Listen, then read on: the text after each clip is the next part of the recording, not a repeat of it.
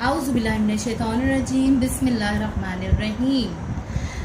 السلام علیکم پیارے بچوں، آج ہم پڑھیں گے اردو ورڈ بک صفحہ نمبر 18۔ کون سا صفحہ نمبر پڑھیں گے؟ 18۔ اور دن کیا ہے ہمارے پاس آج؟ منگل۔ اور تاریخ کیا ہے؟ 7/7/20۔ آج ہم پڑھیں گے ای کا سلسلہ، چھوٹی اے کا سلسلہ۔ حروف کی آدھی شکل کو ای سے ملائیں۔ فا ای فی، فا ای فی، کا ای کی،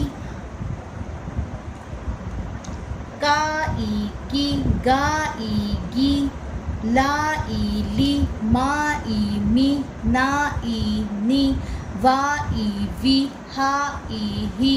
ٹھیک ہے، اب ای کے 4 حرفی الفاظ پڑھیں اور لکھیں۔ یہ والے حروف سارے پڑھیں گے اور یہاں پہ لکھیں گے۔